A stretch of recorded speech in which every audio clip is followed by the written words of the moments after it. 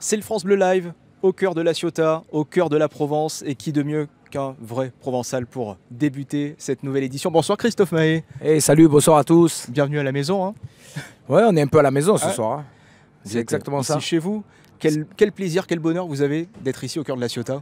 Bah écoute, ce qui est bon, c'est que c'est l'été indien ici. Là. On est arrivé vers 17h, un temps magnifique. Les gens sont au rendez-vous. Là, j'ai croisé pas mal de monde. Et puis ça a une saveur particulière parce qu'on joue apparemment sur l'eau. Je t'avoue, j'ai pas vu la scène encore, mais on est carrément sur l'eau. Je pense que ça va être une jolie soirée. Et à partager ce moment avec le public au cœur de la Provence, au cœur de la Ciotat. En tournée en ce moment, tournée des Zéniths à travers la France. Revenir ici en Provence et côtoyer le public, ça fait quelle émotion, quelle sensation?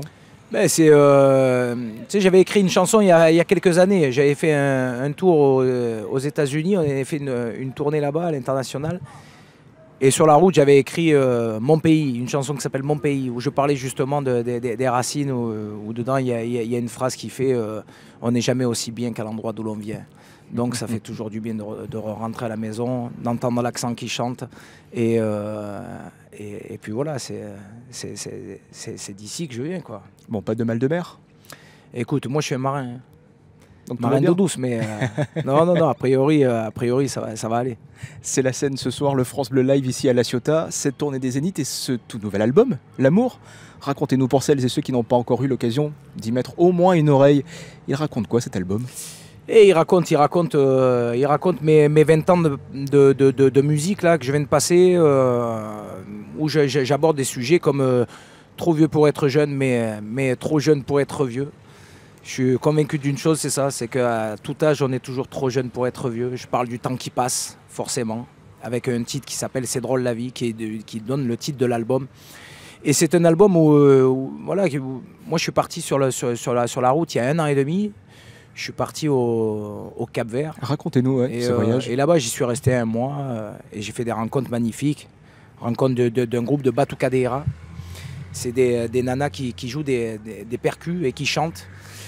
Elles me font le plaisir d'être là, elles me font l'honneur de prendre la route à mes côtés. Donc le Cap-Vert débarque en France, on va dire. Et puis avec leur culture et c'est magnifique. J'appréhendais les débuts, les répètes, tout ça, mais là on vient de se faire une résidence de 15 jours et puis ça matche vachement bien. Et puis il y a une demoiselle aussi qui est là, qui vient de Mindelo, qui est une île au Cap-Vert.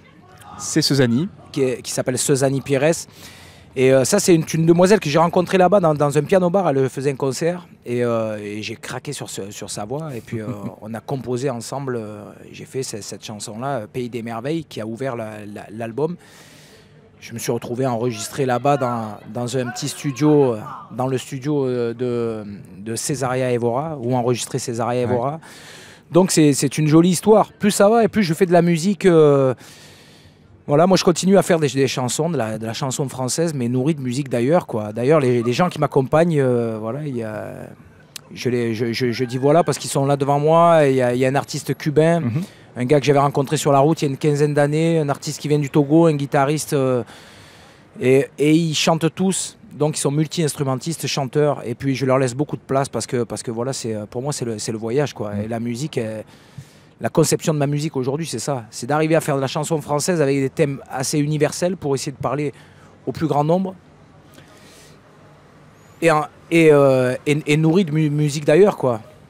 La tournée des Zéniths, en ce moment, à travers toute la France, là aussi, côtoyer le public, ça procure quelle sensation, même si voilà, vous êtes certes loin de chez vous en ce moment-là pour les tournées, mais d'aller à la rencontre du public, c'est le plus important pour vous? Mais c'est mon seul moteur, ça, j'ai envie de dire. C'est écrire, c'est pas ce que je préfère.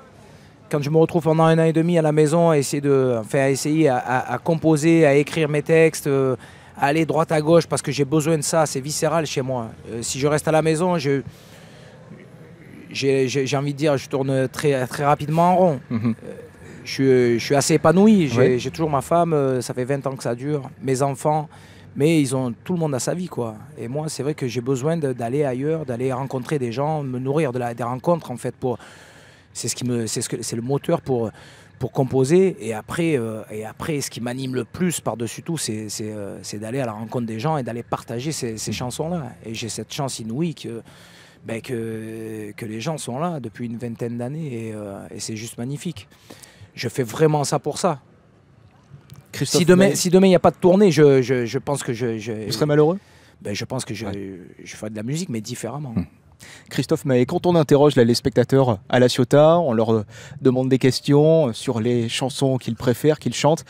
Il y en a une qui revient beaucoup, c'est Mater. France Bleu et vous, on partage la même passion, entre guillemets, c'est celle de la nature, l'environnement, la planète. Quel regard vous portez sur le monde d'aujourd'hui, sur comment il est? Et puis ça fait tellement d'années, vous, que vous défendez justement l'environnement et la planète. Ouais, c'est pas que je défends, mais c'est quelque chose qui me touche, comme tout citoyen. C'est toujours délicat et toujours délicat d'en parler. Mais en tous les cas, moi je le fais à travers mes chansons et j'y prends un plaisir fou à chanter ça. C'est quelque chose que j'incarne pleinement et que voilà, je suis rempli de conviction quand j'écris ça et quand je le chante. J'ai eu la chance de partager. Un jour, je compose une chanson qui s'appelle L'ours et où je parle justement de ça. Je suis plongé dans la peau d'un ours polaire qui se perd sur sa banquise, quoi, et qui crève de chaud. Et il entend des voix d'Afrique. C'est un ours qui délire et qui entend des voix d'Afrique. Au moment où je commence à écrire ça, et je pense à un mec qui fait le pont entre ces continents, qui s'appelle Youssou N'Dour, Monsieur Youssou N'Dour. Et puis donc je l'appelle, il me dit écoute, envoie-moi la chanson. Et puis il a posé sa voix. Et donc c'est vrai que c'est dans la continuité. Et de parler de l'urgence des choses. À travers des chansons, je me sens plus à l'aise en tous les cas, que d'en parler de vive voix. Et, parce que je ne suis pas... je suis pas un maître dans la matière, quoi. Ah bon, on va vous laisser raconter ces chansons et raconter cet engagement auprès des spectateurs. Merci Avec Christophe plaisir. Maé d'avoir été à nos côtés pour le France Bleu Live à La Ciotat. Et c'est à vivre évidemment à nos côtés sur les réseaux sociaux.